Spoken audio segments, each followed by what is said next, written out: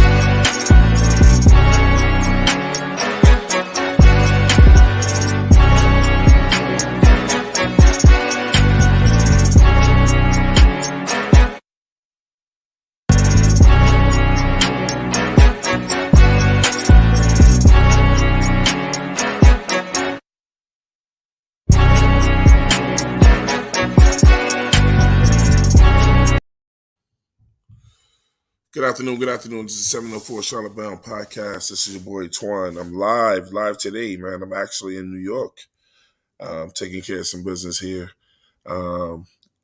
reporting this news to you guys today, man. I had to get back in here, let you guys know what was going on today, man.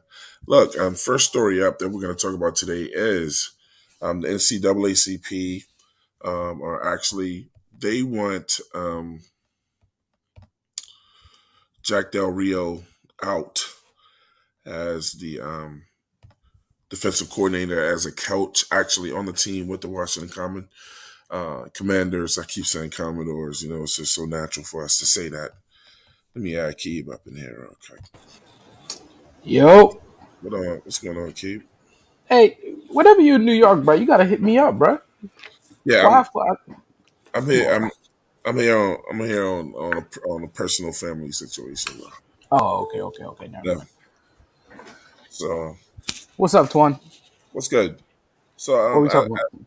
as I'm still going, we're going to talk about the Jack Del Rio situation that's going on today with the Washington Commodores and NCAA CP wants them out, as long as with a lot of other groups that's going on. We're going to also touch on mini camps with the Carolina Panthers today. We got video for that. Video for today is going to be a video day. Got a lot of video. Now that Keeb is joined, we're going to watch some video today, and then we're going to respond to the video. That's going to be a new direction that this channel is going to go into, opposed to just us just talking. We're going to give you guys some visual to look at, and then we'll comment after. Could also talk about this um, Sam Darnold supposedly having the greatest practice of his life and what that means for us, and if it makes us better, makes us not off of one practice, and what the whole team thinks of. And last but not least, we're going to touch up on some things that Cam discussed on the pivot. So, without further ado, Keith, what's going on with you today, man? My bad, bro. Yeah, I'm chilling, bro. Everything's good. Um, so look, man, starting with the story here. Look, the Washington Commanders, Jack Del Rio, deletes tweets, Twitter account after controversial remarks and Hmm. comments. Let me explain to you guys what's going on with the Jack Del Rio. You guys like, why are we talking about the Washington? So he made some comments, and I'm going to paraphrase it. He made some comments about January 6th, said it was a dust up. Um, obviously, all his tweets sounded like he supported that day. Hmm. He's a card carrying Republican. I mean, he has every right to be what he was and vote for what he was, But when you support something like that day, you know what I'm saying? And then the thing is, the controversy comes in is that the NFL, we know the percentage of black males that play football, and how can you coach a defense that is what I think the Washington Redskins defense is almost, except for one or two people, is all black. And everyone knows that the January 6th movement was about uh, crazy, however you want to see it, white folks in this country and things like Proud Boys or whatever, that think that minorities are taking this country over away from them and they want their country back. So I'm not going to dive deep into any of that stuff. Just going to Right. keep it in sports. And so, yeah, man, if I'm on the team, I'm thinking like, wait, so, okay. So that includes me because I am black, you know? Right. And Right. so that how do you coach a team after that? You know what I'm saying? And it's a lot of people out there calling for jobs on different channels. We're gonna look and see what they said on ESPN and go from there and some other channels. Actually, I didn't go with the ESPN because uh, Stephen A. Smith is such an Uncle Tom that he wouldn't be a great example of what to listen to. So I actually went to two uh, white Americans to hear their discussion on the matter, because to me, you'll get the real truth from there. So without further ado, and Milky will come back, we'll discuss the situation. Let me run down to you guys real quick what happened in the situation. Washington fined Del Rio $100,000 on Friday for controversial comments he made earlier in the week, referring to the events of January 6, 2021, at the United States Capitol as a dust up. The team had no statement on Del Rio's deleting his account. Del Rio didn't immediately respond to a text message from ESPN. On Friday, Commanders head coach Ron Rivera said in a statement that Del Rio's comments do not reflect the organization's views and are extremely hurtful to the District of Columbia area. See, now you got a head coach and a defensive coordinator at odds with the situation. It says that Ron went from there. Says, as we saw last night in the hearings, what happened on the Capitol on January 6, 2021 was an act of domestic terrorism, Rivera said. A group of citizens attempted to overturn the results of a free and fair election, and as a result, lives were lost and Capitol building was damaged. Del Rio is expected to address the team on Tuesday, which is tomorrow.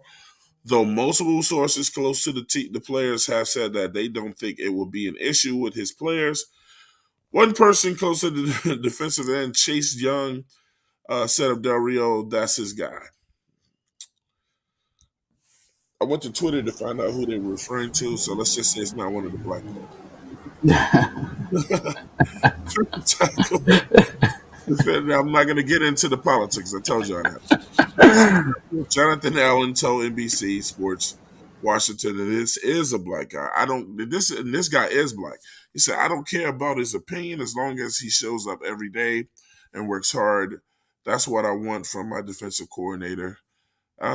Look, man, for the most part, guys that come into the league, they're young, they want to play a sport, They don't really want to get caught up in politics, and the bottom line is their money.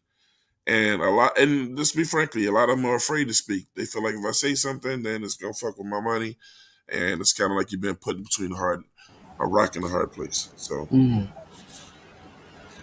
Yeah, no, Twan, you're absolutely right. I mean, these young guys, they don't really, they're coming in here, they have really one mindset, and it's just to yeah, make their mark of this league, right? So money, it's money, exactly. money. If I'm going to be fair and transparent, Twan, I'll probably be the same because Right. I'm not gonna I, lie. If I I'm young, yeah, yeah, I'm afraid. I'm afraid of these guys. I'm afraid of these corporate powers who have other underlining goals in this league, not just for sports, but other. You know what I'm saying, Twan. There's right, a whole right, the absolutely. underbelly of the NFL. I 100% understand you, keep. So here we go with the first thing. Keep, let me know if you can hear the volume real quick. Coordinator Jack Del Rio calling the Yeah, it's good. All right, here we go. January 6th insurrection a dust up earlier this week, and also making the false equivalence to the riots that happened in the aftermath of the murder of George Floyd and others. Multiple examples of police violence directed to minorities in 2020 and the organic reaction to that. The president of the NAACP said yesterday it's time for Del Rio to resign or be fired. And we kicked this around in a lengthy discussion yesterday, Shireen, whether or not it's fair to ask that basic question. Will the Washington Commanders, a team like every other NFL Twan, there's team, an echo. constantly makes employment decisions about players based upon the best interest of the team? In the offseason, when there are 90 on the roster, it seems like every day there's a guy that gets cut and a guy that gets signed. The guys are being terminated all the Hold time. 1 second. I think I know what that is. C-Dog, what are you talking about, bro? Keep doing Yeah, show with don't Twan. even Yeah, don't yeah, listen. yeah. Misery loves company.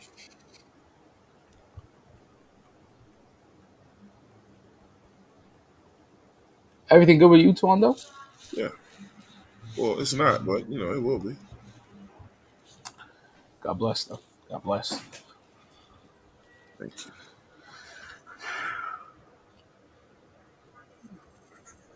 What's up, everybody? I see C in the chat. Tyree Ross, J Issue, C Dog. I see. Shout out Oh, to J Issue. I can't pronounce this See brother's all those name. I'm gonna call him 1216. Brother, I can't pronounce his name. guys. All right. Let me share the screen again. It's something about like this. And I hate to do this. I hate stopping like this. It's something hmm about hmm with the it's something with a echo, something you have to take out. Right, the echo cancellation or whatever. Yeah. Yeah, I'll stay put. Stay put.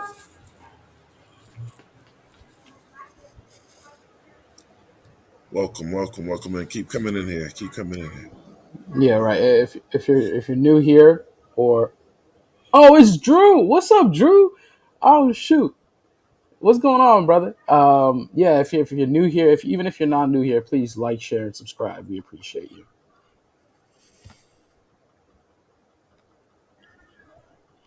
We might have to go with the echo for now. All right. All right, But can let's you go. still hear it? Yeah. All right. So we're gonna continue with this. They'll go from 90 to 53 before week one. Best interest of the team. Best interest of the team.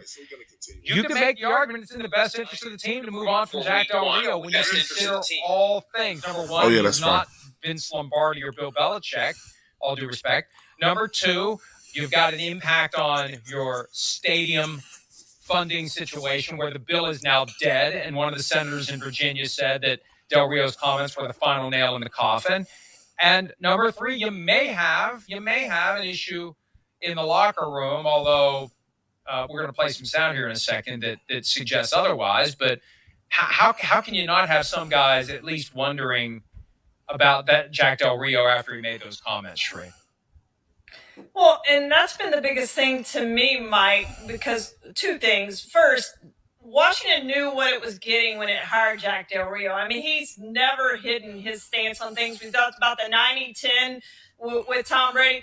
Jack Del Rio's not afraid of conflict. He puts it out there. He uses his Twitter account probably way more than any of his teams ever would like him to use it, but he does use it. You know exactly where Jack Del Rio stands, which is the only reason that he was asked about the hearings that went on yesterday is because of his stance. That's the only reason he was asked, because of things he has put out there on Twitter. Nobody else in the NFL that I know of was asked those questions this week in media availabilities, but he was, simply because he's put it out there about how he feels. That's the first thing. So they knew what they were getting when they hired him. And the second thing is, that's the deal. We've heard so many people call for his ouster, including former players have criticized him big time. Some of his own former players have criticized him big time. We haven't heard a single player on that defense yet, and maybe they will, but they haven't yet come out and disagreed with anything that Jack Del Rio said, or said, I've had a conversation with Jack Del Rio, or any of those things. We've seen none of that so far. So to me, unless some of those players start to bicker about Jack Del Rio, I don't think they're going to make a move to oust Jack Del Rio.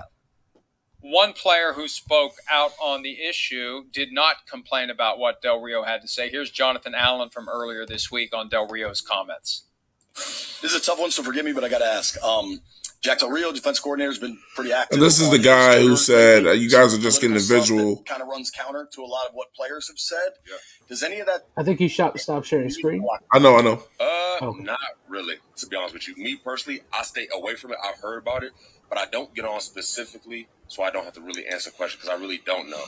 But in my opinion, everyone's entitled to their own opinion. Some guys decide to share it on Twitter. Some guys don't. It doesn't make one person better than the other. And at the end of the day, you can have a difference in opinion and still respect one another. I mean, I feel like that's what our country is about. That's what our team's about. So, I mean, me personally, I don't care about his opinion. His opinion, as long as he shows up every day and he works hard, I mean, that's what I want for my defensive coordinator. Right, yeah, but he's not talking about I like blue versus I like green colors. He's talking about an insurrection. Two of the things that young guy said, because I think it's you, is he said I try to stay away from it. Why are you trying to stay away from bad shit? Right, exactly. That directly affects you. Right. Like, I can see if it didn't directly affects you. He's your defensive coordinator. I mean, not just that one. I mean, I have, let's keep it a buck, right? Why isn't the playing field even for everyone, right? People have an issue with people kneeling.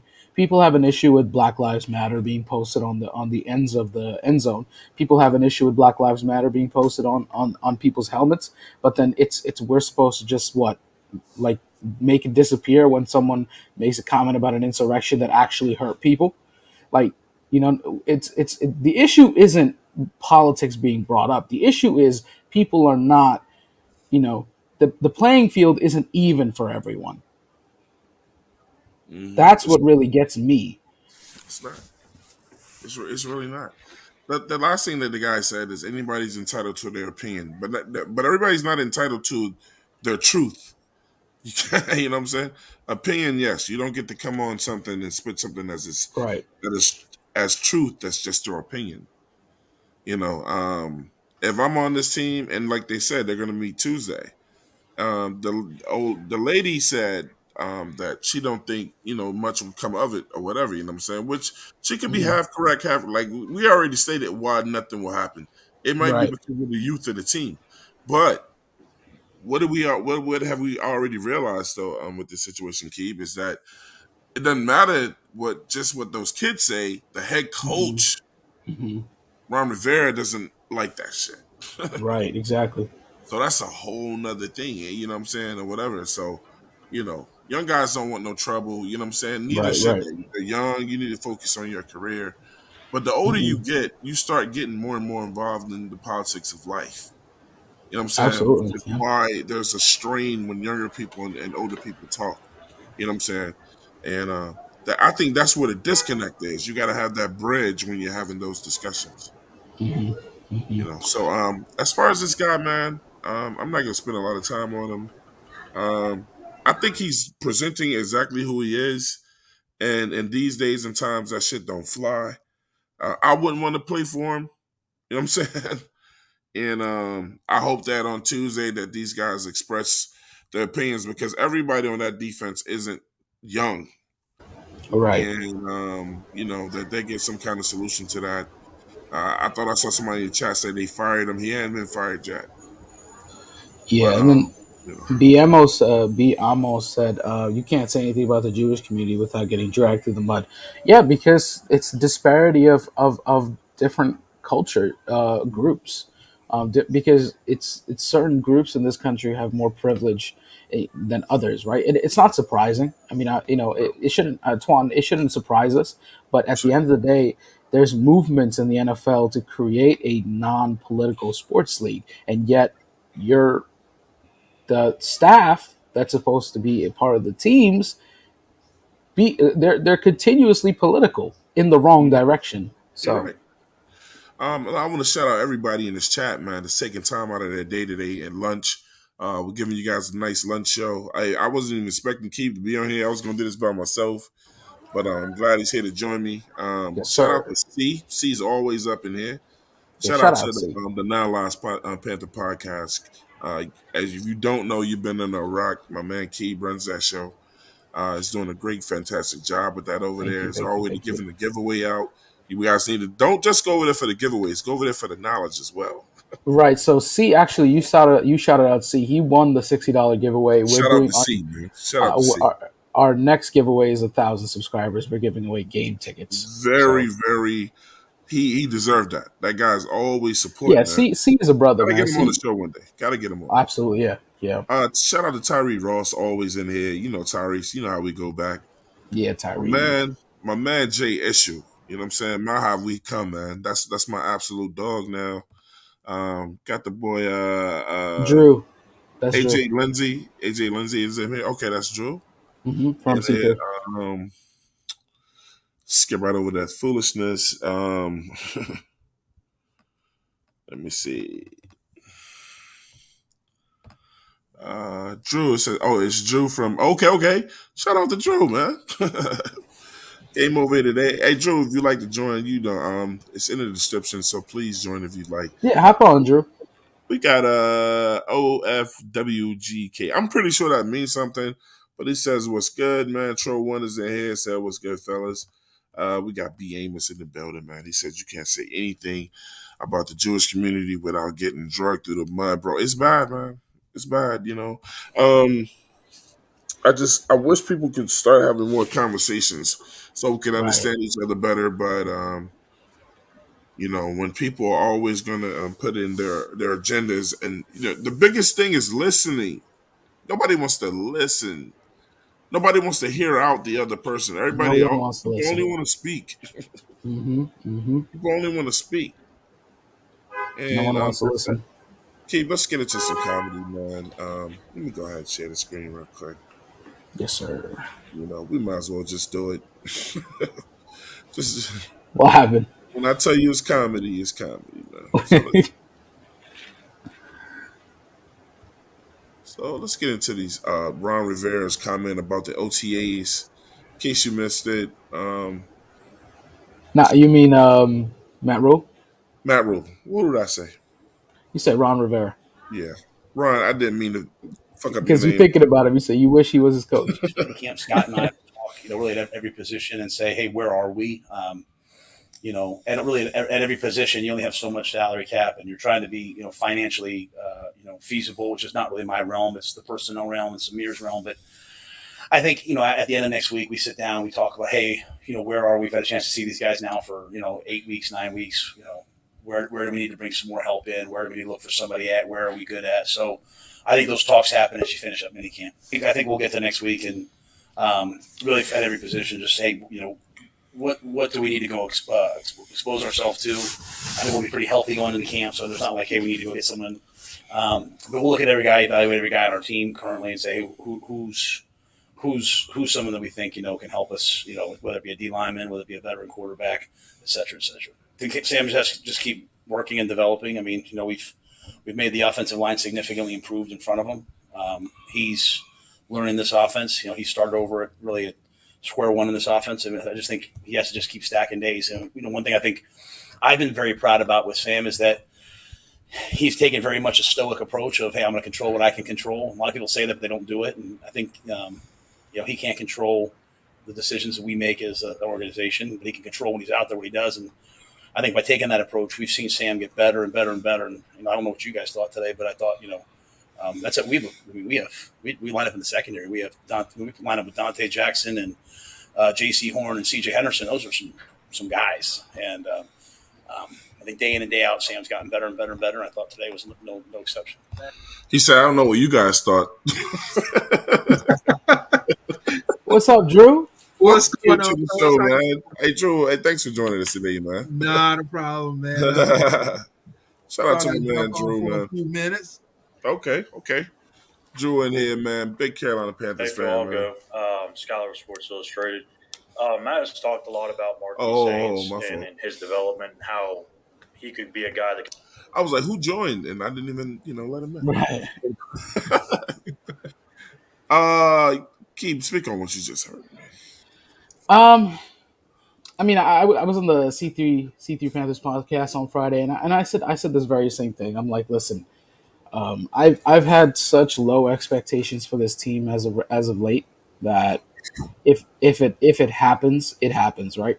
I know a lot of people are expecting this team to do good, and that's okay. That's on you guys. I mean, if you continue to believe in this team, you're a Panther fan, that you got to do what you got to do. So am I, right? But when comments like this are made, and we see what transpired last year with Sam Darnold and then this coaching staff is trying to make us believe that this guy has a really good OTA practice, and that's going to somehow translate to when he's wearing pads. One practice, and somehow that's going to translate to when he's wearing pads. You're going to get a lot of pushback from it. In my opinion, Keep let him know. In the practice, let him also know. Was he playing in front of a defense? Were they coming? No, not at all. He was playing in his underwear and his helmet. Okay. He was wearing underwear, helmet. Okay. It's like this. It's the same conversation we keep having, and I'm like this. If you're a fan of the team, I don't blame you if you're positive. If you're a fan of the team, I don't blame you if you're negative. But come on now, let's not try to sell this guy as anything more than he actually has shown us. Not yet. If he goes out there and we know he's going to probably start for a couple of games. If he does bad, if he does good, we'll see then. But as of right now, don't try to sell me snake oil, please. Drew, man. Hey, look. So Sam Darnold's going to be great after one practice, man. How do you feel about that? Man, like I said on Friday, as Mike Tyson used to say, everybody got a plan until they get punched in the mouth. Right. It looks good in shorts and T-shirts and helmets, but when he's got a 350-pound defensive tackle coming in on him, Sam Darnold will be Sam Darnold. Mm-hmm. Let me ask you guys a question. Why does Matt Rule keep trying to sell us this guy, Because he screwed up. And he knows he screwed up, and he doesn't have any recourse but to say this is the next great quarterback until they can get him out from under that contract next year. Mm-hmm. And then he'll say, well, we just decided it'd be best if we parted ways. Yeah. He's not going to say that. So look, man, I went to the Adam Gold show. I want to see you guys, get another laugh. I went and checked out the Adam Gold show. And, like how we're sitting here talking about, after one practice that, Matt Rule is trying to make us believe that that Sam Darnold is Joe Montana. One practice. I haven't. So what practice was that on? What day was that last week? What was it on Friday, Drew? I think so. Was it Friday? I believe it was Friday. Okay, because I was about to say, how come we haven't? It was on Thursday. I was like, I didn't hear any report from him on Friday, and then how come we haven't? So I guess today, if they have OTAs today, right? Yeah, today's mandatory, so everybody. So will we hear more? Will we hear more from today? Matt Corral is back in the city too, so I guess he'll drown out the noise. Let's go to so look. It's not just us laughing about this shit, man. Let's go at the Adam Gold show, man. I don't know if you guys watched that, but let's hear what they had to say on the matter. Say that they're explosive and dynamic. Maybe during OTAs they are, and it looked like, apparently from what I read as well, that Sam Darnold looked awesome today. So what? It does not matter. It's right. Good. It's awesome. I mean, it's good to hear that he's getting good reps, because this time last season, when he was coming into what was then Joe Brady's offense, we did hear of early struggles for Sam Darnold trying to grasp the system and how he looked with his receivers and the rapport or lack thereof he had with them early on. So if he feels comfortable in his new scheme with Ben McAdoo, who's trying to get him back down to basics, that's an important thing. And it's also important for Terrace Marshall, who this time last year was not a participant at all, as he was recovering from that knee surgery that he had and spending most of his career at LSU being injured. Now to have him out there getting reps as a number 2 wide receiver while Robbie Anderson is back in Miami. He'll be back next week for mandatory minicamp. I think that's a positive for the Panthers, who obviously need someone other than DJ Moore to step up. And, of course, you want Robbie Anderson to bounce back this upcoming season. Yeah, look, if Marshall could end up being 2, because I've never thought that Robbie Anderson was anything more than like a lesser version of Ted Ginn. Is that – I mean, look, Ted Ginn – Ted Ginn had explosive ability, and he was a threat. You had to be aware. I think Robbie Anderson can be that guy. That would be great, but I don't see him as a 1 or a 2. I think that's fair. I think he's a lot better than what he showed last year. We know that. We saw what he looked like in 2020 when Teddy Bridgewater was the quarterback, and you can maybe point to Sam Darnold and his struggles last season. You can also attribute that to the offensive line and think that, hey, maybe – with better quarterback play, like we saw. And it's not like Teddy Bridgewater lit the world on fire, but he did have 4 guys on an offense that went over 1,000 yards from scrimmage that season with DJ, Robbie, Mike Davis, who then went to Atlanta last year. I don't think he's even landed anywhere so far this offseason. And Curtis Samuel, who spent the entirety of last season injured up in Washington with Ron Rivera as he reunited with him. We've seen Robbie have success with decent quarterback play. They didn't get decent quarterback play last season. So, yeah, I don't look at him as being – like obviously a high-end starter at the number 2 wide receiver position, but he's certainly capable of what he showed last season, and just getting even close to what he was able to produce in 2020. Stop right there. Listen, gonna go first with the So obviously this is bridging into the laughter of the Sam Darnold with the one practice thing. You know what I'm saying? And it's kind of bleeding into the Robbie Anderson situations, which we'll touch on next. And then, as you know, everybody's doing shows on Robbie Anderson retiring. I'm not going to do a show on Robbie Anderson retiring. You know why I'm not going to do that? Because Robbie Anderson is trolling. Is he? Yes. Robbie Anderson's not retiring. The guy tweeted that out to get y'all talking about him, and y'all did that. He ain't leaving. He just see. This is where your common sense has to kick in. He just signed a new deal with him. Right. He's gonna tell y'all later in another tweet that was metaphoric for something else. He never said I was retiring from football. So I can see it coming. Some guys put things out there in the Twitter sphere and things like that to get you talking about them. And then y'all all did it. Everybody did a show on Robbie Anderson retiring. Now, let me ask you, Keith, do you really think this guy is even entertaining retiring?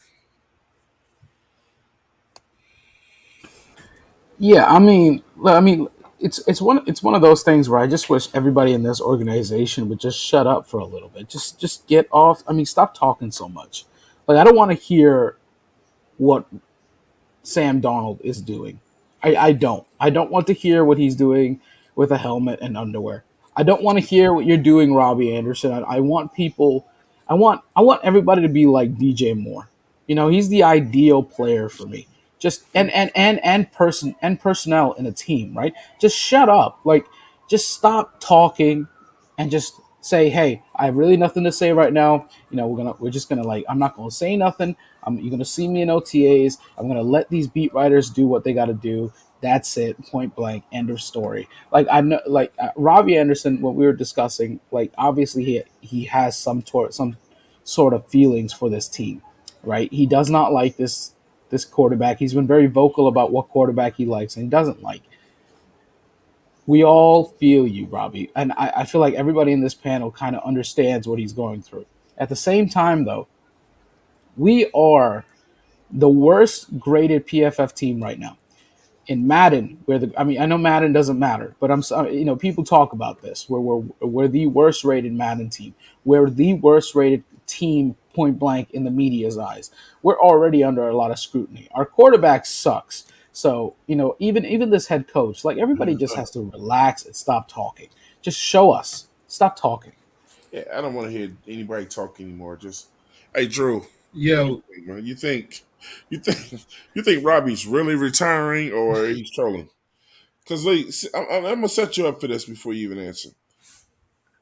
Everybody that read the tweet that Robbie put out, I'm gonna read you tweets that Robbie tweeted out after that, and you tell me if you think he's retiring. Go ahead.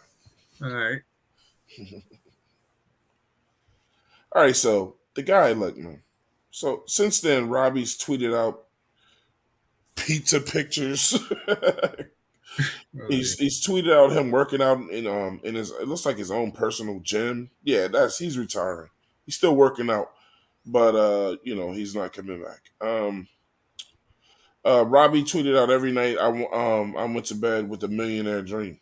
He's tweeting out some like food that he's eating lately and things like that. Nothing looks fattening on his plate, so therefore, you're still saying something. He said, "Look, lay back in the Maybach, clarity at all times. Therefore, be focused, always focused on the incline."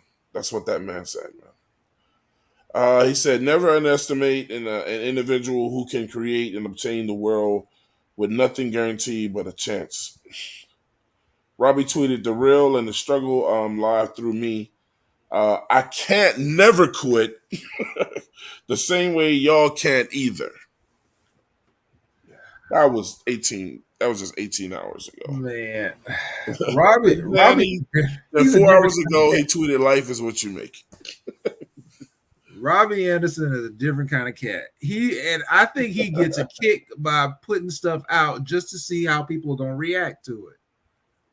Shout out to Creekside Entertainment for the cash app. I really, really appreciate that, brother. He said Robbie's got leverage. He said Terrence is a bust and Shy is trapping. Hey, shout out Creekside. Thank you for that. Our wide receiver core is some of it. I'm not going to say Terrence is a bust. I'm like, Terrence got hurt. Terrence hurt. That's a shot. That's a shot at Terrence. But yeah, let's see what happens to him this year. Give him. He was a rookie. Give him a year and see what happens. As far as Shy, right. You never know. But we did sign Higgins, and we've got a couple other receivers out there. We got a lot of receivers that can make it happen. Right. And don't forget about Zylstra. Everybody wants to sleep on Brandon Zylstra. I think Zylstra might get cut this year, but that's another topic. I think because of all the talent that we got. People said that last year, and Zylstra always find a way. Well, he was balling, but see, the thing was, why did Rule take him out? He should have remained a second option as long as he was catching the ball. And you said the magic word, Matt Rule. Right, so why have him on the team if you ain't going to play the best players? He's a special teams ace. That's what Zylstra made the team with special teams. Everything. Zylstra is a dog. Zylstra is a dog. That dude caught everything that came his way, and Matt Rule stopped playing him. It's the bullshit, Twan. Which leads me to Jay issue. He says Matt Rule is a clown. No, not just Matt Rule. I mean, everybody on this team is a clown. Our owner is a clown. Our head coach is a clown. Our GM is okay. I have yet to see what's going on with our offensive coordinator. I mean, last year, our offensive coordinator was a clown, fucking not using tight ends. It's bullshit. Like, you got, and I'm not going to write anybody off on this team just yet, but this is one of the reasons why I said people just need to shut up and show us. Finally, just show us, because there's so many opinions around this team, and there's very little progress around this team. Right. You know what? If this team was winning, people really wouldn't care what David Tepper was doing. Exactly. David Tepper could go bankrupt every day of the week, and people would not care. I would, but that's just me, because I just don't like Tepper. But yeah, Drew, nobody even asked the question when they drew. They said, "Look, they said if Matt Rule when who said it, Keith? There's like, it I never did. like 12 and I 5, did. but you still want him to be the coach. I was like, fuck no. And that sounds dumb as hell. I just want the it's Panthers to pissed win me it. off so bad to this point. I do want to point out something with Jay Issue because that is important. Jay Issue said, I watched him, and that was referring to the guy that we just watched on the video. He said, I watched him on YouTube and respect him as a brother, but his reports and how he feels about certain players that are already proven they're full of shit. It makes me cringe. Dude, look, I was just showing him for just that particular segment. I do happen to know about that dude, and yeah, I would not advise y'all going to go check out his podcast and what he does.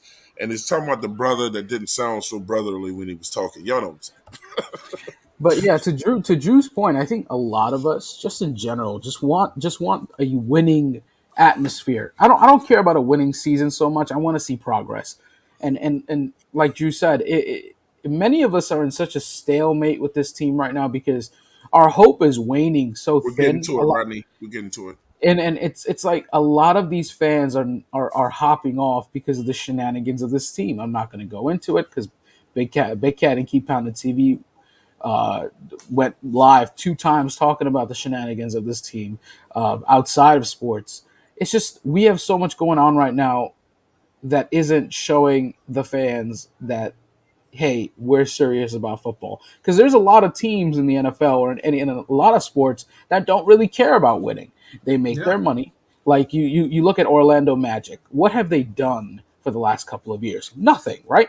They don't care about winning. And I don't mean to single them out. I just had them. The Oklahoma City Thunder. They're them too. They don't really care. A lot of teams don't care about winning, and that's just the reality of it. I hope and I pray that this season shows us that we're not one of those teams, but we very might well be.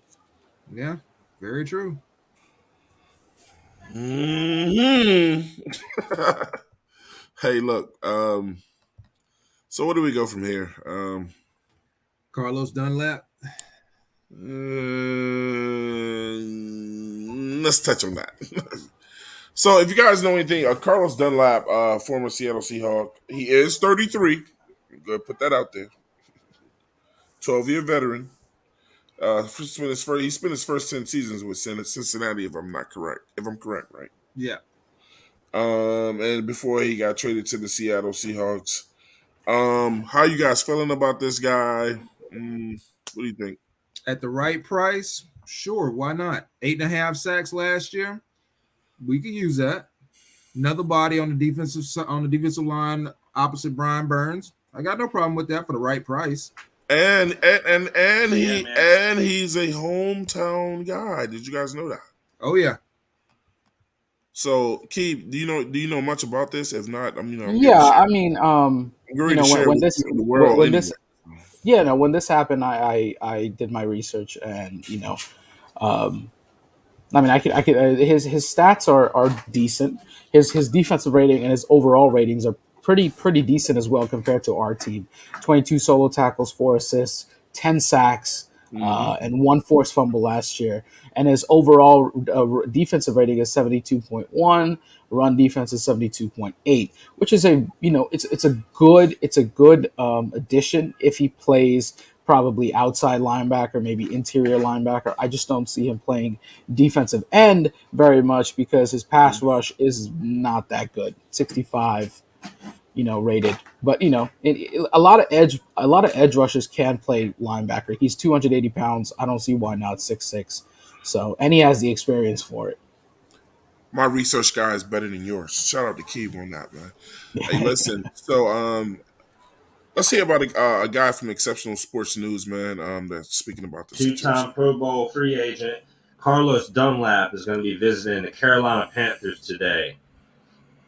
Dunlap is from North Charleston, South Carolina, and the Panthers are his hometown team. And they need a pass rush.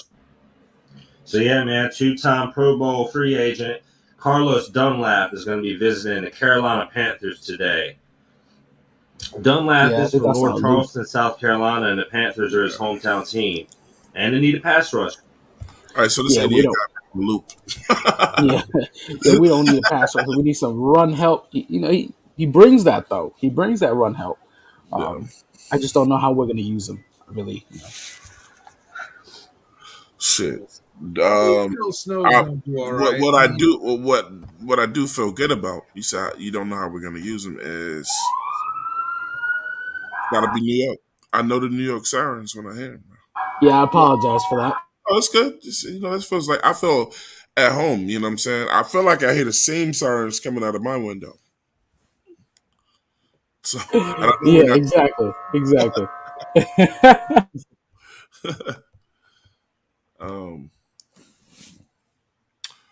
So, okay, what's up next? All right, so we're gonna do this right here real quick, and I'm not gonna really give it any. But Drew, you stay right there, Drew. Oh boy. This is gonna be a quick show today, man. I'm not gonna. Before you continue, Twan, I just want to make sure everybody knows his previous contract was worth about $1.4 million per year. Dunlap's contract is 2021-2022. No, it's not. I'm sorry, not 1.4. That's what he got 2022. Overall, it was a 2-year, $13.6 million contract. I don't see the Carolina Panthers spending a lot of capital on this guy, but I don't believe it. It might average out to be something around $3 million, just so everybody knows. Oh, that's boy. the man they need to start talking to. Cam Newton.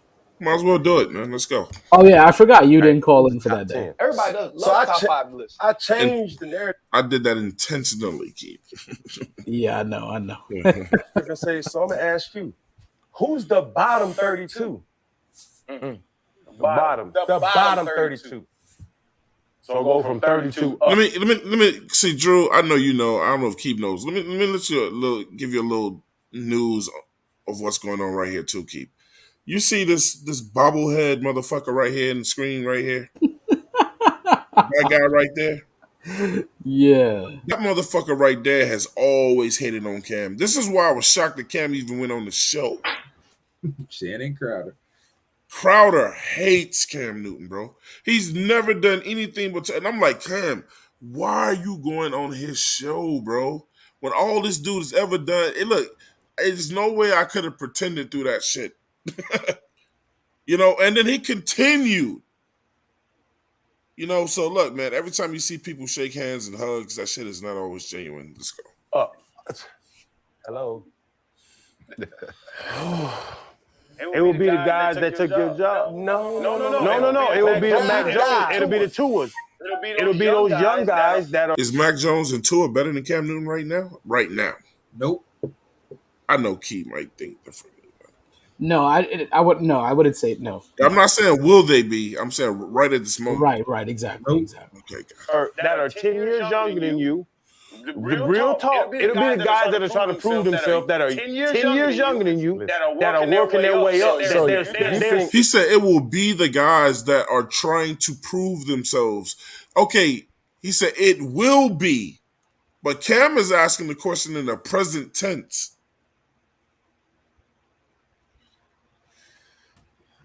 He's saying how many now? This guy is saying in the future. The hate, man. Let's go. Ceiling is higher than what 33-year-old Cam Newton. So you think Mac Jones is the 32nd best quarterback in the NFL? He's in the top 32 because the NFL has decided that. Hey, Drew, quick question. And Keith, quick question. If let's just be honest and dissect this conversation. If Jones is not selected by the New England Patriots, is he still the 32 quarterback in the league? Let's say put him with the Jets. Then what number is he? Exactly. Yeah, he got drafted into a good situation. A great situation. Great. Yeah. Right. Bottom 32. I'm asking, listen to my question. I'm not talking about the top 10 best quarterbacks, the top 20 best quarterbacks, the top 20 to 30, and then you got two guys that's sitting at 32. 32 to 64. He's saying Houston Texans, Davis Mills, right? He's saying all of these teams on the bottom before you get Deshaun, Baker Mayfield. He's talking about some of those quarterbacks who we don't necessarily look at. Davis Mills couldn't beat Sam Darnold, but let's continue. Let's looking at the pendulum. We can all say Aaron Rodgers. We can all say Tom Brady. We can all say Russell Wilson. We can all say Josh Allen. We can all say these different quarterbacks. Patrick Mahomes, right? Yeah. That's the front of the 32. Like those are 1, 2, 3, 4. Right. Mm-hmm. Let's do 32, 31, 30, 29, 28, 27. Who are they? The league has addressed it that you're not in that. He is trying his hating best to keep Cam out of those numbers, if y'all can't see this, man. Now he's pivoted. It's good that the show is called The Pivot. He's pivoted away from facts, which is Cam was trying to get him to do, to what the league says. Not what he's saying anymore. Now he's pivoting to some stats that when he was a player, you know what I'm saying? You know, players is like stats don't mean everything. It doesn't tell everything that's going on. But just continue. That's fine. No. The market sets it, Cam. Okay. No, the market sets it, Cam. If they do not put you in that place, then you have to see that I am not in that 32. And there's teams, 32 teams have said that you're not in that top. He said nothing about earning that place. He said they don't put you there. Right. Let's be honest, man. If me, you, and Drew went to an all-white Catholic school, right? Mm-hmm. And we all had to write papers. Right. And in that order, me, you, and him had the best written papers, right? Right. Do you think we're going to fall that way in that classroom? No. So it's about where they placed us, not where we're supposed to be. Top 32. Right. To answer it, do I think you're better and that's than why Cam's smoking in his face like he's a fucking idiot. Davis Mills? I would say yes, but I'm a Cam fan. But the league works out. The league works everything out. You done making your point? I was with Mac Jones. Mm-hmm. Mac Jones gonna be a great quarterback. I'll put Mac Jones at. Cam continues to show the humility when it comes to other people that they won't give him. He's a better guy than me, man. That 20-ish threshold. He a young gun, right? And obviously with the guys that they're going to build around him from the defensive, special teams, offensive side, he's not the guy that I'm talking about. Tua just got some key acquisitions. I'm not talking about Tua. So I'm speaking for me personally, not the league. When we had this conversation, let's say 6 minutes ago on the air, I reiterated that there's not 32 other quarterbacks that's better than me. You said, Cam. And I then said, I can't wait. So then that's almost you saying that that's a rebuttal. So with that rebuttal, I'm asking you, Channing, list your 32nd, 31st, 30th, 29th, and 28th best quarterback. But I do not own an NFL team, Cam. Yeah, I'm gonna stop it. This brother. I'm gonna stop it right there, bro. Foolishness. What I found out in life is when people have nowhere to fucking go, they'll make some shit up. Now, let's say they name all those quarterbacks that they mentioned, all of them. I'm gonna even throw in Mac Jones, Tua. I'm gonna add in Burrow. I'm gonna add Burrow. All the top quarterbacks they name, the ones they said are coming along or whatever, that's still about what, 9-10 quarterbacks? So it's 20. So it's still 22 more better quarterbacks in the league than Cam Newton. If I was Cam, I would have said, I give you all those people you name. I'm even gonna throw in Joe Burrow. Now start listing off quarterbacks that are better than me. Exactly. I'll just name two off top that a team that we all know and love keeps bringing up all the time. Baker Mayfield and Jimmy Garoppolo. Mm-hmm. Jimmy Garoppolo is not better than Cam Newton. Mm-mm. Baker Mayfield is not better than Cam Newton. But Drew, Drew, we all know that Carolina is looking at Baker Mayfield like whenever that money fall through and they cut him. So if they know that Cam's a better quarterback, why are they going after a quarterback that's not better than him? It's because of what we all know, and as Cam has said on many of occasions, Cam has a big personality. Matt Rule does not like big personalities. We all know that Matt Rule was not the one that wanted Cam Newton back here last year in the first place. Matt Rule was forced to bring Cam Newton back here last year. He did not want him. He didn't want Cam when he got here. He didn't. That's why he cut him. He didn't get a man time to rehab, and then he cut him. You know, on camera in front of everybody in the world saying how he was so looking forward to coaching Cam Newton, blah, blah, blah, blah, blah, blah, blah. And then he turned around and cut him. So what he said was bullshit. Drew, from that day on, Drew, I never liked that motherfucker. And anybody go back to the Keep Pounding days knew right then. I was like, this guy that we're inheriting is a liar. He's getting started off wrong already. Yep. Fan bases don't like it. Some do, but fan bases that have been losing for a long time, they can't stand it when you're trying to sell them a bill of goods, bro. I put it to you like this.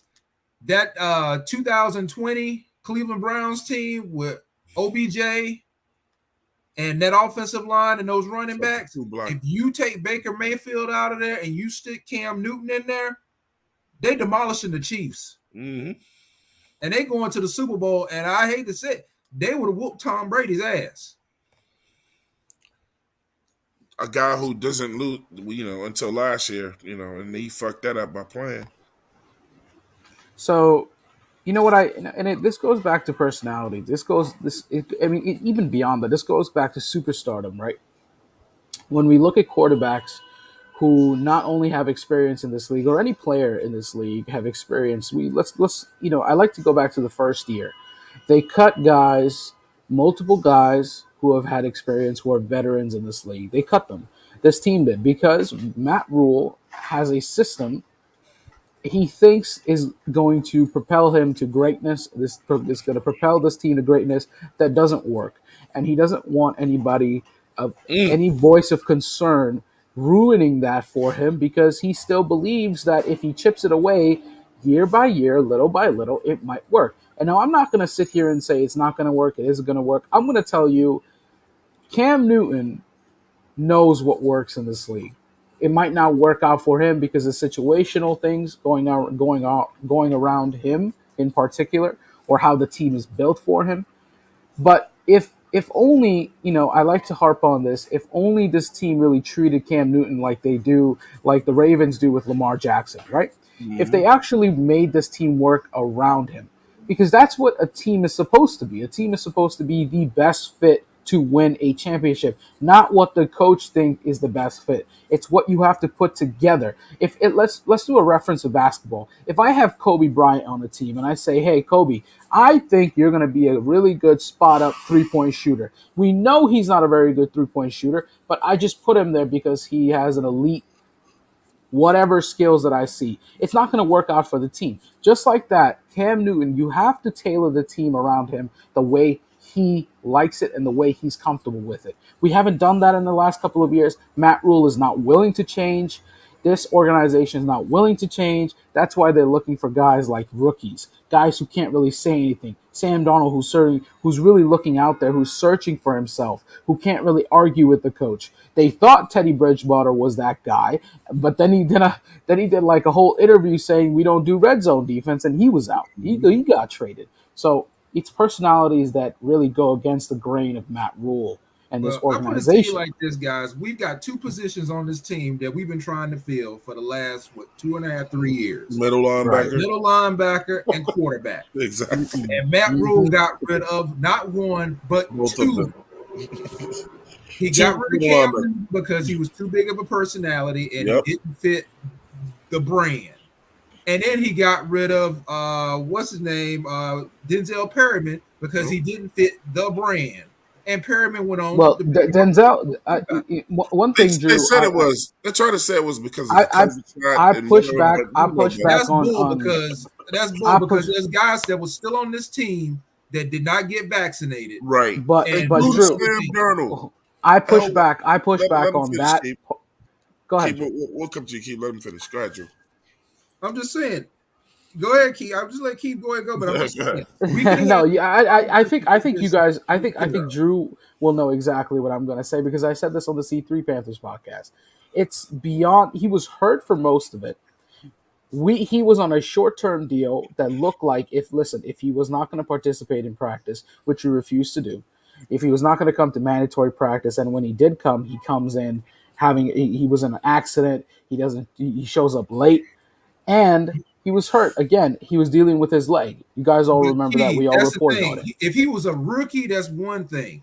But Denzel Perryman is a veteran in this league, and we've seen what Denzel Perryman can do. You're right. You're absolutely right. OTA's training camp, I don't really give a damn. I want you ready to be suited up. But then again, Drew, this goes back to exactly what I said. When bullets start flying, that's when I want you ready. It goes exactly to what I said, Drew. It goes exactly to what I said. This coaching staff cannot handle big personalities. It cannot handle. Not the coaching staff. It's just Matt Rule. Exactly, it's Matt Rule. It was our staff before then too. Our offensive coordinator couldn't do it either. I don't think Phil Snow would have had a problem with Denzel Perryman. Matt Rule can't handle big personalities. Yeah. Yeah. So therefore, Keith, maybe one guy on that team right now, not named Robbie Anderson, that has a big personality. Yeah, I couldn't. Definitely not even the backup quarterback that we have. No, Drew. That's exactly what I'm saying. I agree with you to an extent, right? They should have never got rid of him because but then hindsight is 2020 as well. So. But that's the thing. We all knew. We're not even there, and we all knew that's a dumb move. You don't get rid of Denzel Perryman. You just don't. Right. We did say that. Up. You're right. Especially after you bought the jersey. You let him heal up. That one hurt. You gradually bring him back in as the season progresses. And we saw what the Raiders did with him. Hence, he went to the Pro Bowl. We would have had a Pro Bowl middle linebacker locked up under contract, and that would have been one less issue we'd have to worry about. Hey, I guess one of the reasons I'm not that salty is because I bought his jersey about 15 days before he was cut, so I got a refund right quick. But I understand. I understand if you bought some merchandise. Drew, I completely. Matt Rule is that he doesn't like big personalities because Matt Rule wants it to be all about him. And when a team is all about the brand, and when a team is, and when your coach is your brand, you are going to lose all the time, bro. Coaching can't be the brand; it has to be part of it. Well, Bill Belichick is the brand. But that's that's a different story. Exactly. That's a misconception because we all know Bill Belichick coached nothing but just beasts. That is also true. It wasn't just about Bill Belichick and Tom Brady together were a brand. Yeah, if you could play ball, Bill Belichick didn't care what you did. He wants you on the team if you could play. Right. Matt Rule just makes too much shit about himself. Man. But then again, Drew, and with the Patriots, those players are on a tight schedule. So the grip on that team is also very different than this. It's like this team cannot handle. It's not even handling. It's just like they refuse to have a grip on their players, right? Like there is no reason why your players should be doing this crap. You don't hear shit from the Patriots. So let me. But you don't hear shit from the Patriots because people believe in what Belichick is doing. Belichick has. No, I mean the players are not fucking up. That's what I meant. The Patriots, the players that come to the Patriots have earned that kind of respect. Right, that's also true. Panthers have not earned that kind of respect. That's also true. This regime. That's also true. Yeah. Let me read some comments in the chat real quick. I think the MVP chat so far for me, shout out to Steven Jenkins, and it's this chat right here. And when he said this, somebody please read that. If Rule hates Cam's personality, then wait till he sees Baker. At least Cam can be humble. Yep. Yeah, that boy. Mm-mm-mm. Yeah. If Baker is at his finest hour, he is gonna shit on Matt Rule, bro. Maybe that's what we need. He gonna get it from the cameras and go, maybe the fucking coaching was better. And I'm for that. I ain't gonna lie. I'm for it. And then we get rid of all of them at the end of the day. Jay Issue said what Cam brought to the NFL and the Panthers was electric. I don't hate Cam. I have an issue with how he went about his career. He didn't stand up to run and demanded help. Change his throw. Okay, Jay, he didn't have to stand up to run, bro. I mean, Ron was riding that man like a surfboard to save his own job. And Ron was the one who should have stood up to Cam and took him out when he was hurt. Yeah, every time a Panthers fan see me on Cam, those are the reasons why I come in. And you know, Twan, we're doing it right now. We're doing it this season right now. We're focusing too much on crap that you know. Yeah. I'm like, this team is supposed to be a run team, right? Yep. Yet why are we focusing so much on our wide receivers? Why are we putting so much effort on wide receivers? Why aren't we not focusing on our tight ends? I don't think we're talking about the other players on the team enough. Yeah. Right. Stephen Jig says, facts key, Rule is the same person that told Sam Darnold to focus on being a quarterback and not a leader. Clown shit. That's some dumb shit. If your quarterback is not the leader of your team, then you got a problem. Right. Jay Issue said D-Jack has a big personality, but he controls his personality. The thing is, I'm gonna be real with you, Jay Issue. I like the loud guy that can back it up. I like that, just energizes me. But I'm just not Deshaun Jack, but damn, what's his name? Dante Jackson. Dante. He's not that big of a person. He got a big personality like that. Yeah. He's probably and on top of that, he loves his team. He loves his team. 350 said, funny because Shaq was hurt at the same time Denzel Perriman was hurt in camp. Yeah, but Shaq is a part of this. Has been a part of this team for a long time. But we've been trying to counter somebody trying to get rid of Shaq for a minute. Shaq also had a bigger contract too. So Shaq don't make a lot of undeserving contract. Shaq I wouldn't say that. If he continues to play like last year, Twan, you're not gonna say that. But I'm just saying, Shaq keeps his mouth shut. What have you really heard Shaq say? Right, exactly. Shaq keeps his mouth shut too. It's one of those personalities. Here's my thing, Keith, and this goes back to actually playing football. Middle linebackers are usually some of the loudest motherfuckers on a team, bro. Play callers, yeah. I'm talking about aggressive. Those are the motherfuckers that yell at a coach, blah blah blah, or you sit the play in too fucking slow, or whatever. Like, I mean, those are some of the most hyped up motherfuckers on the football field, bro. Right. Shaq don't say nothing. No, that's why he's not a middle linebacker either. He's not a leader of men, bro. No. I wouldn't put him at middle at all. That's why Shaq did so well when they had Thomas Davis and Luke Kuechly. He didn't have to. How did you not soak up everything? He's a second guys, bro. He's one of those tag team, like you in a fight with your friend and you tag team your friend, and he's not the main guy. He needs a compliment. He's like Derek Brown. Derek Brown needs another guy. It's just one of those things. You don't have the only alpha they have on defense. Well, probably I would say two. Jeremy Chin and Brian Burns. JC Horn. I give JC Horn. We haven't seen. I would say Brian Burns. Brian Burns. So Brian Burns, but I'm sorry. You can just tell by the way JC Horn does things. JC Horn is an alpha. Yeah. Right. That too. That's the guy that's gonna talk shit. And that's another thing too. Fellas. Like, why we should stop getting so many defensive backs. Like, stop worrying about defensive backs and actually focus on getting an actual linebacker in here, which there isn't much out there, which is one of the reasons why I kind of push back on this season. Because it's just so many holes on this team, and I there's like Twan, you brought it up. There's conversations about Shaq being middle linebacker. That please don't make that happen. That should not be the case. If Rule got his head out of his ass, we wouldn't be having this conversation because we would have Right. that solidified. We'll have a guy we have a Pro Bowler on our damn team right now. Yep. Right. And who says Reddick leaves if that guy's still on our team? And even if he leaves, at least you got that guy. I know, but look, when guys, a lot of these guys, when they can see like, oh man, we got something special, a lot of them are not quick to leave, bro. And remember, Denzel Perriman's his you got Perriman, run stop, Reddick, run stop, Burns, Chin, all these motherfuckers on the team at the same time, bro. J.C. Horn, D-Jack, that's special. Now, only if we had a coach that could coach him. Phil Snow got to go too, but hopefully, I like the fact that shit, I'm missing his name. The guy that we got on defense now, Steve Frankie Louvu. Wilkes is Steve Wilkes. Oh, you talking about a coach?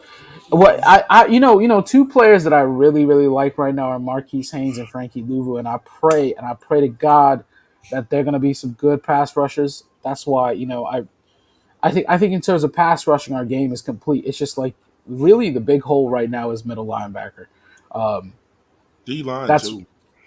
D-line too, but I think Nixon could come out and do a very nice job. I say you're gonna be sadly disappointed because you hoping that this season goes down the toilet because you expected Matt Rule to get fired at the end. No, I don't want the season to go down the toilet. No, he said 9 wins. Twan is the one that said 9 wins.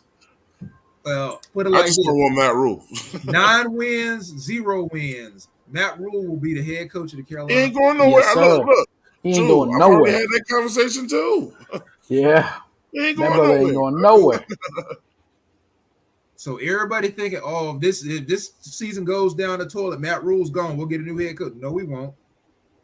Matt Rule will be the head coach of the Carolina Panthers next year, and you'll be going through the same thing again next year. No, he's going to fulfill his contract. This David Tepper's going to say. I don't believe Tepper will fire him. I really don't. No. Unless push comes to shove, and one of our coaches on this team does a really nice job. I feel like the only way Matt Rule is not the head coach of the Carolina Panthers if some college team comes and offers him a boatload of money. I pray they do. I really do. At that point, I see Matt Rule not being the coach of the Panthers. But as far as David Tepper firing him, it's not going to happen. Yeah. So that's the only way you're getting out of Matt Rule out of Carolina is if a college team says, we want Matt Rule as our head coach and we'll buy out his contract to get him. I wouldn't even know who to hire as our main head coach anyways if Matt Rule isn't here. That's another mystery. I'll tell you who I'd hire. They won't do it, but I tell you who I'd hire. Who? Yeah. Brian Flores. I would too. Oh, that brother too. Yeah. He's at the top. I completely forgot about that guy. Completely forgot about him. I don't think Tepper. He had Miami. He was turning Miami around. He just needed a quarter. He was. Tua did not fit what he wanted to do. The only thing with Brian Flores, he came with some bullshit too, though, man. I still Kendall, the link is in the chat. Twan, he said send him the link. Oh yeah, I just talked to him. Hey guys, I gotta jump off here, but this has been fun, man. I'll try to jump back on another time. I appreciate it, Drew. Thank you, Drew. All right, fellas, we'll see you guys. All right, bro. Take care. All right.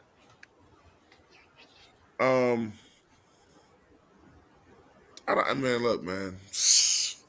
Tepper. I think Matt Rule got pictures, Keith. He's like, you was banging someone else. I got you. Don't let me put it out to your wife. I just think he got pictures, Got the boy Kendall in the building, man. Kendall, the go. What's going on? Can y'all hear me?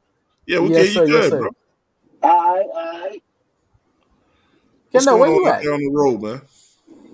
Man, I'm working, Live from the track. Oh, that's right. Yeah. Hey, man, so what you heard so far, bro? Well, I just heard y'all talking about Shaq. Yeah. Nah, Shaq's a wheel linebacker, man. A straight up wheel linebacker. Yeah, he's an outside. Probably you could put him at. You could put him at will linebacker too, but he's not a middle linebacker. No, he's not a Mike. He's a wheel linebacker, man. And Yeah, like Juan was saying, he's been around Kuechly and Thomas Davis and should have soaked. I think he soaked up everything, but just like you said, that leadership role, he's not going to embrace it.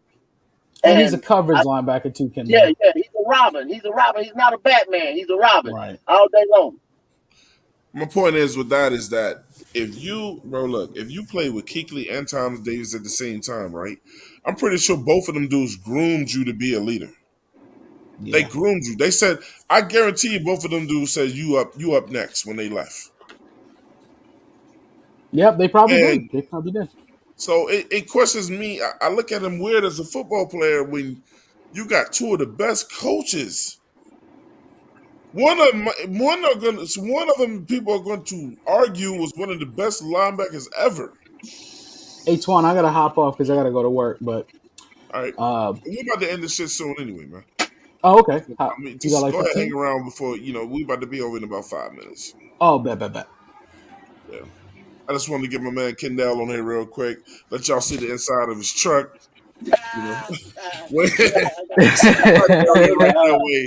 He see the back area back that way. He slid him out and then leave. Yeah. I gotta put up the little guy like Keith got right there with the Panthers. Yes, sir. Hey, look, man. Shout out to JSU. Look, he said, look, he got all that talent around him. He said, what does Shaq do with that, Twan? Nothing. Hey, Kendall, JSU said, what's good, man? Tell JSU what's up, man. He was talking some good stuff the other night on the CP3. Shout out to Coach. Oh, he was on? On the Friday free throw. No, JSU wasn't on that. Oh, not JSU. That was JS. That was Drew. SC.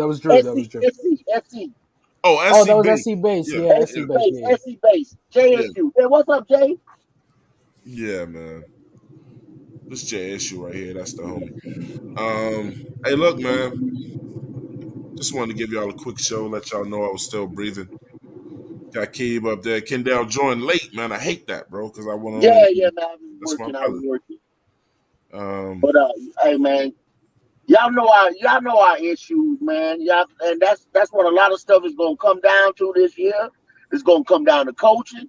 It's gonna come down to positional players. Mm-hmm. And hey, Keeb, if you got we still got a long way to go. Y'all say the record gonna be 9 games, 10 games, stuff like that. I don't see it. I just don't see it. Okay. What'd you say, Twan? I said if you got to dip out, you can go ahead. Kendall gonna be. Yeah, brothers. I mean, listen, Kendall. I mean, y'all have a good conversation. Hey, shout it out before you leave, though, Keith. Yes, sir. I mean, everybody in the chat. Listen, in the this chat. show, in the chat, this show, Twan, Don, everybody here, Aries, Claire, Quick when he's on. I'm just kidding. Ray, Pat, Bone, everybody on here. Please like, share, and subscribe to this channel. We're doing big things around here. Twan is always working. Even the fans, shout out to all y'all. Shout out y'all make us. Shout out to the Cash Apps. Listen, we don't ask for nothing, but if you got anything on you and you can spare it, we appreciate it dearly. And shout out to 9 Lives Panther Podcast, my channel. We're getting back to it. I mean, listen, it's not much going on, but we will be going live into this week. Join us then, and listen, and you can also be part of the giveaway. We just did our 500 subscriber giveaway. We're doing a 1,000 subscriber giveaway. If you want game tickets, if you want merchandise, listen, we give back. Twan Don 704. Thank you for having me, Kendall, Drew, everybody in the chat. Appreciate it. Keep pounding. My admin just came up and hey, Caleb Dixon. Shout out to Caleb Dixon in the building right now. Okay, we'll see you later. Caleb, I appreciate the shout out. Yeah, thanks, fellas. You have a good rest of your day. Yeah, Kendall, drive safe though. Me and the GOAT still here, so don't run away, y'all. Yes, sir. Kendall, drive safe, buddy. Yeah, no doubt. Appreciate it, buddy. Take care, Twan. All right, bro. GOAT, what's good, man? I don't know it. What you know, good, buddy? It's all good. Where you at? You in Florida? Yeah, I'm in Florida right now, man. I'm going to make that pickup, come back to North Carolina. But yeah, Twan, I'm going to be around Friday, man, early Friday. So What you got going on Friday? I think I'll be back in North Carolina on Thursday night, but I don't think anything, bro. Let's make that to get the Ale House Friday. Let's get it. Hey, let's get it, man. All right, bet. That's a bet. So, Kendall, I'm gonna let you focus on that road, man. We about to get up out of here. Kendall, hey, shout out anybody you want to before we bounce, man. Not really, man. Just like I said, keep pounding podcast, all y'all boys, man. Thank y'all for having me on. Mm-hmm. I love that. I love Kendall. That boy spit them facts. That's my brother. I feel like I've always known this nigga, man. You know what I'm saying? Kendall, I'm gonna tell you, man. A lot of times, bro, you like another 704 to me, bro. No doubt. Hey, you know what I'm saying? No, there is some beef I got to settle. Go ahead. Settle I'm the beef. sorry about that. Right. Just like I said, but I'm not trying to be right on shit. Rock Hill was the one that reneged. Okay. They came out and said, "Tell them why, man." Huh? Tell them why. Rock Hill reneged. Rock Hill supposedly got the $20-some million from the state and from the town of York. Rock Hill's bond referendums, they didn't have the money in the first place. Rock Hill did. They was going to get the money off a bond referendum and taxes.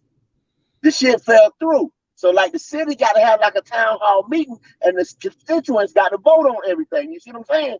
Right. But the city does not have the money. So when the city actually shook David Tepper's hand, the city did not have the money to go into the deal in the first place.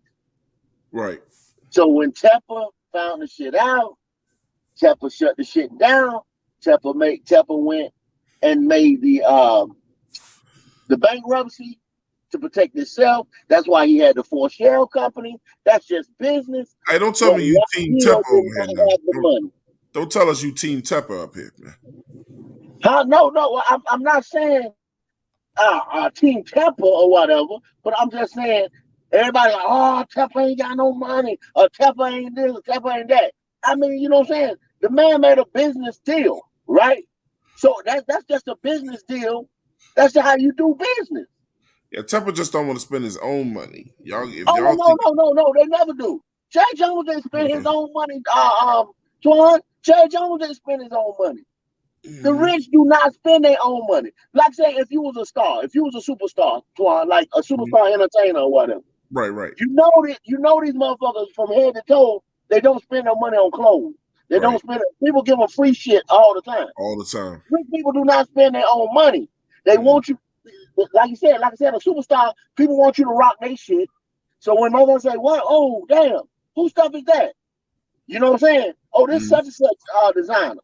I'm going to go buy shit. You're a walking billboard. You see what I'm saying? Just on that fact. Rich people do not spend their own money. That's how they stay rich. Exactly. I mean, be broke.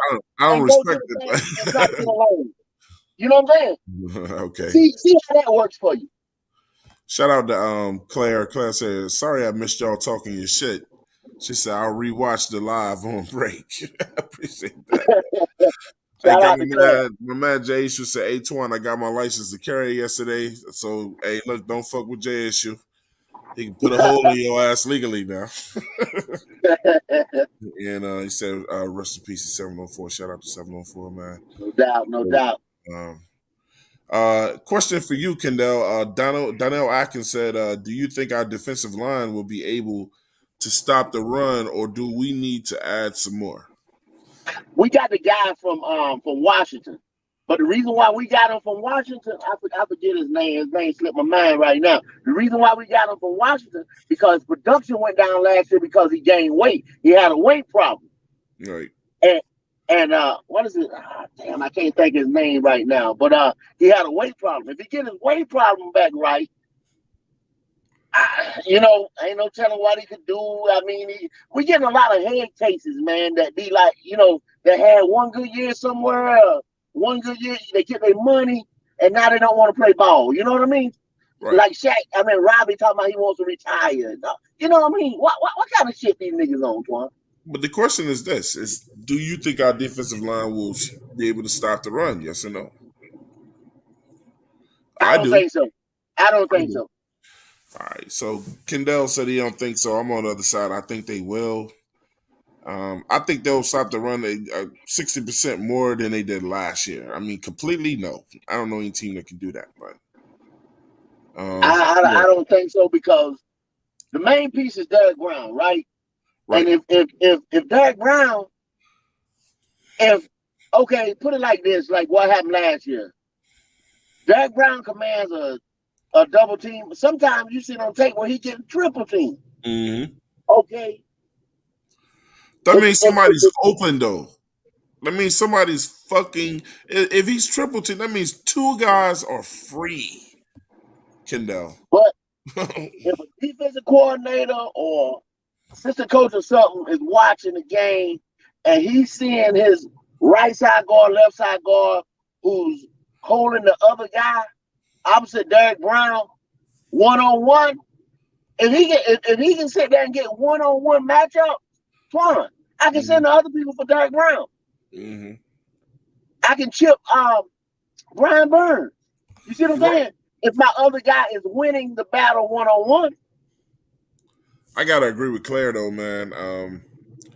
I think that I think the defensive line will be fine. I mean, I think people need to be more worried about our linebacker core.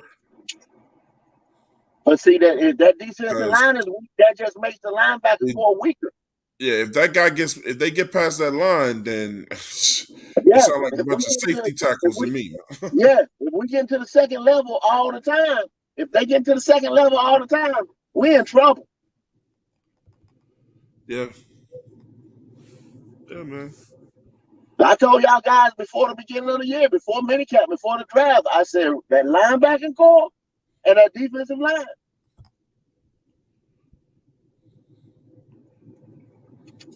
That's gonna be a problem this year. It is, bro.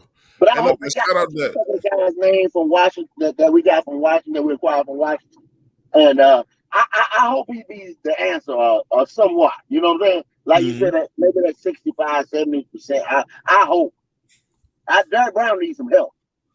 He do, man. Shit. You almost wish Kim Kwanu played both ways, bro. Yeah. And see, y'all you couldn't know what the hell are you talking about? I said, man, Jordan Davis. If we could have figured out a way how to get Kwanu and Davis, oh my God. Bro, that would have been magnificent right there. Man. See, don't you know, on some other type of year, we could have did something like that. You know what I mean? Like that defensive lineman would have failed in the second round. Hey, Claire, or that tackle would have failed. If it had been better quarterbacks out there, you know what I mean? Claire said Alexander Johnson is still out there in free agency. We need to grab him. Man, sometimes when people are available that I know will fit with our team and like we show no interest in them, I'll be wondering, bro. I'll be like, what the fuck? Are they trying to win? Yeah, I'm with you. I'm with you on that. I don't get it. And then we'll wind up signing a no-name nigga who couldn't even get his shit together where he was already. John, I know people ain't gonna want to hear this. But I already know what it is. It comes out of Why would you not sign Cam? Why would it doesn't make any sense at this point. It makes no sense at this point. You should have that man already on the team going through OTAs and everything, bro. Already on the team. I mean, you'd rather give somebody else draft picks than sign Cam, and it's just about money. Because he's got because he's a big presence. He's a leader. Who don't want a leader? Let me go ahead and tell y'all something real quick, man. A lot of times when people say that black athletes have big personalities, they're trying to call them, they're either saying that they're black, for one, they're trying to let you know that they're a black guy, or they're trying to call them ghetto on the low. You guys have got to stop biting on that bullshit when they go, he's got a big personality is a code name for something else. Who? Okay, so let me ask you this, Kendall. What white players in the league have been referred to as guys with big personalities? Man. You guys like your Terrell Owens? No, I said white players. Oh, white players. White players. I'm sorry, I didn't hear you. Your Baker Mayfields? You know what I'm saying? I've yet to hear anybody refer to him as a guy with a big personality, though. Well, they say, I mean, they've already said, like, you look at it as that, like you said, it's a code word for that locker room distraction guy. It's a code word, bro. Yeah, that guy with the big attitude. You know what I'm saying? The Odell Beckham, you know what I'm saying? The big attitude guy, the big presence. You know I'm in the room. So when they say Cam Newton has a big attitude, right? So I don't ever recall Cam Newton ever causing problems when he was on the team. He never separated the locker room. They loved him in the locker room. The man, every time he went in front of the camera, even if he didn't lose the game, he took responsibility for it, even when Rivera and Rule didn't. So what's the big personality? What he does off the field? Because I don't give a fuck about that. Point blank, Twan.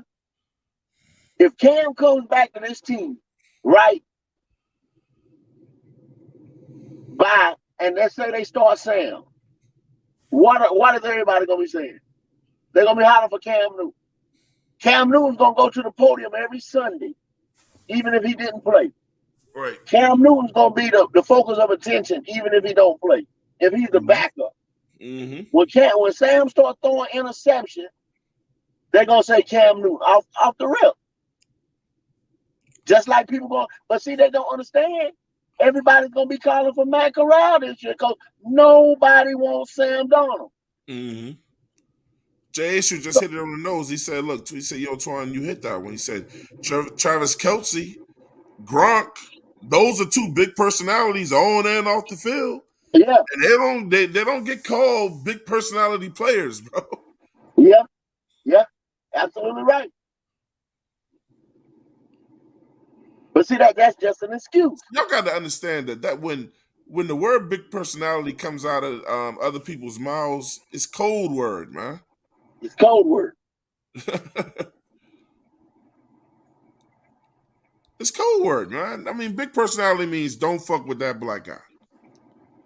That's code word. He's gonna big personality is that guy's gonna ruin your locker room. And he's not. He brings a tough. It's no way I wouldn't sign Cam Newton. Nobody has ever come out ever and said Cam was a distraction in the locker room, bro. We seen him. That's why we seen the nigga in the locker room before games on the sideline getting people hyped up. If anything, most of the people he's ever played with couldn't match his energy. Now, I'm not talking about young Cam used to get on my nerves with the towel on his head shit. But when the towel on his head shit when it's going bad. That's the only thing. You took the word right out of my mouth, Juan. Yeah. The only thing with the towel on your head when it's going bad. I know y'all not referring to when he was a fucking rookie and 3 years into the to the game, bro. Yeah, when it's going bad. I don't get it, man. I don't get it. So this big personality must got some shit to do with him off the field, and that man should be allowed to do whatever the fuck he want to do in his own time, as long as he ain't hurting nobody. But this is the thing, though. I find, and I want everybody to just listen to this shit right now. I ain't never lied to you when I tell you this.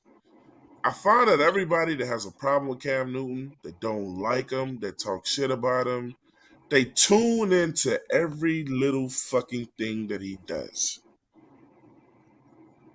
Why are you watching Freaky Friday every Friday? Why is every time he was on the show you watch the whole thing? Why is it anytime he does anything that you write down? Why is it you know what businesses he owns? Any hat he wears, that he any has? kind of clothes he It wears. sounds like you can't get the motherfucker out of your life. Yeah. That doesn't sound like somebody that hates someone. They got a problem with anything he does. Wow. I know when I don't like somebody, man, like, I'm going to tell you right now. If Aaron Rodgers had a fucking freaky Tuesdays or whatever, I wouldn't watch that shit because I don't care for Aaron Rodgers. If Aaron Rodgers was the guest, he's been a guest on a lot of shows. I don't watch that shit because I don't fuck with Aaron Rodgers. Yeah. Why are y'all tuning in to everything this man does if y'all don't like him?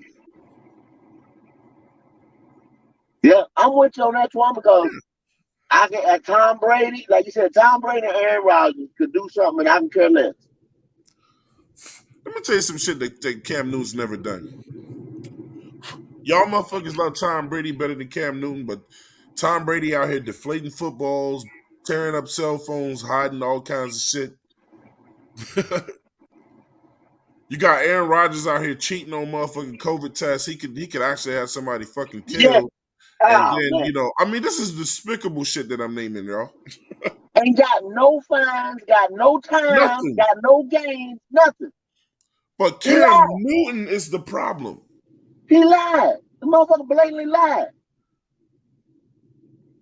What did Cam Newton get lied? What did he get caught lying about? Cam said he didn't take the COVID. He finally went and took the COVID. Oh, Kendall, so you saying that even though he didn't get the COVID, he didn't lie, go out there and practice with everybody and tell motherfuckers he did get it. Okay. Yeah, he didn't lie. He said he didn't have it. He stuck to it. Now, after he got cut and he knew nobody was going to pick him up unless he at least got the vaccine, you know what I mean? Then he went and got vaccinated. Then he showed his shit that he was vaccinated. But Rodgers lied. Point blank. You know when I knew Cam Newton was going to be a different quarterback when he came to the league? He took his rookie ass up in front of the podium, and Cam said, I want to play for this team as long as I can. And as a rookie, he said, but these motherfuckers on this team is used to losing too much. And it's like they've accepted it. Yeah. And he said, I'm not used to losing. He said, I hate it. And I said to myself, boy, they're going to eat that young boy up in the locker room, man. But what can you say to that, Kendall? You can't say nothing, Twan, because look, when you're a winner on every level, so if you had a 4A, 5A top high school, you had big time high school ball, and y'all winning championship. Mm-hmm. Then you go to a college, right? It didn't work out for him in Florida. He goes to the let me shout my boy out, right? Shout out to Jay Issue for the Cash App. I really appreciate that, brother, man. You know what I'm saying? If I had Kendall's Cash App, I'd put it in here. You know what I'm saying? I don't worry about it. Yeah. But, you know, I get it from you, Kendall, because, you know, I plan on having you on the show a lot more, man. No I'm going to go ahead and tell y'all right now, man. You know what I'm saying? Take it how you want to take it. I'm going to be in the future spending the majority of my time on this show, man. You know, I had somebody email me the other day. I'm not going to spend a lot of time on it. And you got listen to this. And Kendall, I want you to hear this. Claire, hear this. They said that your show will never get as many subscribers. As good as it is, you'll never get as many subscribers as other shows because you have no controversy. I don't want to call the person out, but I simply emailed them back, thank you. I don't want no fucking controversy. Men can talk about fucking football and keep they cool and they not venture off to other silly ass shit. That's not my show. I keep telling y'all, there's a show for you if you like that type of shit. I don't give a fuck if we have 5 subscribers. If those 5 people love what we do, it's worth it to me. So I'm going to keep doing it this way, the way these people want to hear it. People want to be able to hear people's takes clearly and not 100 motherfuckers talking at once. And it's no shot to any other shows out there, none of that. I just do it differently over here. I make people be quiet when other people are talking so you can hear these people's points.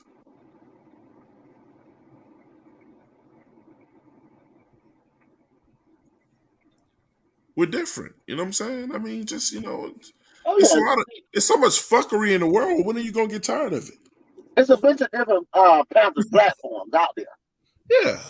It's just like, you know what I'm saying? Yeah. And I ain't gonna have no hard feelings against you. It's just like, man, we're trying to attract people that want to hear real debate. You know what I'm saying? And talk about football, and then hear the people talking, and if they call in, they want to be their points to be heard too. I know it's motherfuckers from Keep Pounding TV with it that don't like me or whatever. I don't give a fuck, bro. Y'all don't pay my fucking bills. I don't care. I'm trying to put out a quality product that people who like this type of debate show are going to be interested in. That's it. With that being said, man, if you know anyone who likes this structure, please hit the like button right now, man. Hit the subscribe button, hit the save button, share the content, help us grow so that, I have every intentions of proving to these people who think that the only thing that sells is controversy and whatever. I mean, we argue enough on this motherfucker. Kendall, what they want us to do, man? Oh, yeah. They want us to start shooting at each other? I'm out to prove that we are a good enough product, that we ain't some watered down shit, and it'll be good. That the good guys do win sometimes, bro. All right, we're gonna keep having on more and more special guests, man. I'm working on a couple of players to try to get them on the show, man. Always guys, you know what I'm saying, that are connected close to the sport. We got some goodies coming up, man. You know what I'm saying, and it's gonna be good. You ain't got to hear about it. You ain't got to worry about hearing a motherfucker calling in and telling the guest he's stupid and he don't know what he's talking about and all that kind of crazy shit, man. We're not on that over here, man. Look, so a lot of y'all right now is like, damn, bro. First time I'm getting to hear Kendall talk without being interrupted. So back to Kendall. Kendall's on the road. Hey, Kendall, pop your face in front of the camera so they can see what you look like real quick. That's Kendall the GOAT right there. What's up, man? What's up? How y'all feeling? I'm trying to drive too. Exactly. Hey, look, don't be crushing on that motherfucker. I don't want to witness no scene on there, bro. I gotta take the police to their video like, yeah, this is the way you fucked up right here. Kendall pulled the camera and fucked up out there. Oh man, so let me go to these comments back here, man. Caleb Dixon in the building, man. He said they're a place for both type of shows. Appreciate that, man. Donnell Atkins said they hating Twan. They can do it. And Caleb said, we're going to watch, Twan. Like, shout out to that, man. Claire said, fan, the way you want to, fan, run the show. The way you want to, fan. Yeah. There are some Panthers. Yeah, man. When I tell Kendall he ain't no fucking fan, man, that's jokes. Y'all niggas take that shit too far, bro. Kendall low on the low, he ain't no Panthers fan, but that's between me and him. Podcast was still no debate because it's just one person. Yet they have subscribers. Who cares? Silly shit. Yeah, man. Hey, look, man. Shout out to Jay Issue, man. Hey, Jay, I see from the far sometimes, bro. I see the comments. That motherfucking Jay, bro. If people don't know me and Jay's story, man, me and Jay didn't really even fucking like each other because we fell into that status quo, Kendall, of when motherfuckers try to drive negativity. When we actually got to talk to each other and see each other's side, we was like, damn, bro, I fuck with you, man. No doubt. To this day, man, anytime somebody try to say some wild shit in the chat, whether I'm there or not there, I know it's one dude that's going to be in that damn chat over there that's got my back. That's that motherfucking Jay Issue. He called that shit how it really is, and he don't give a fuck what they think. Yeah, One night it was just me and him on the line, man. Yeah, for bro. about an hour and a half. See, and this is what I keep trying to tell motherfuckers, bro. Motherfuckers that talk the most shit ain't gonna donate shit. They don't give a shit about what you do.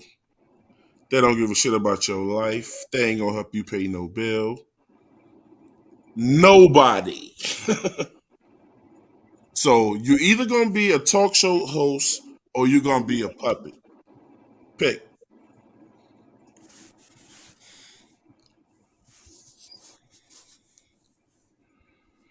Back to Matt Rule. Y'all know Kendall and Matt Rule, the cousins. You know what I'm saying? No. No. The cancer, you know. The cancer. The cancer, you know. Hey, look, man. Here's a question, Kendall. Matt Rule goes 12-5 with this team this year. Do you still want him out of here? If Matt Rule go 12-5, I mean, we got to rock with him. You know what I'm saying? I mean, I guess 11-6. 11-6. 11-6, we got to rock with him. 10-7. Same thing. 9-8. 9-8, he's on shaky ground. 8-9. Shakier ground. 7-10. He got to go. Anything Matt Rule, you better get them 7 wins. Anything less than on the cusp of double-digit wins. But 2 extra wins ain't gonna get it for him, though, right? The 2 extra wins ain't gonna get it. Okay. But if he get 8, it's shaky as a motherfucker. Shaky as a motherfucker. Crumbling under his feet, yeah, you may or may not be back. Yeah.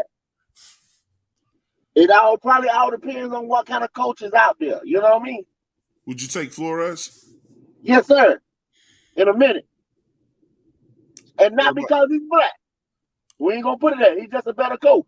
Yeah, I mean, I'm tired of people thinking it's because of his color, man. He's a better coach.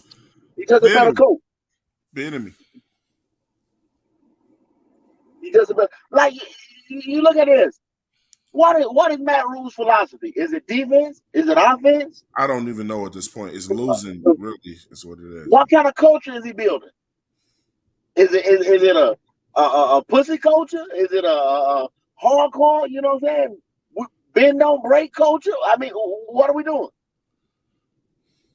Hey Claire, I need that artwork too, man. I need the same way you did it last time with the Keep Pounding TV show. I need one of those, bro. Shout out to Claire. You guys, we got a new emblem. Claire did the artwork for our new show. I mean, for the show now, 704 Charlotte Bound Show.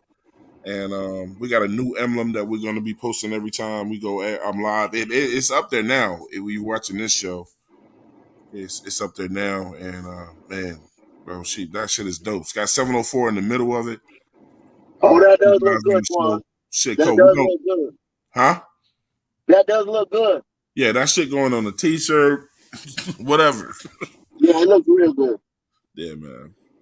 So she does her thing, man. I like that. She said, "Oh, wait, you need to keep pounding TV." No. I need one of the 704 Charlotte Bound Show, though, like you did the one with Keep Pounding TV in the glass and all that shit. I need the glass frame and all that.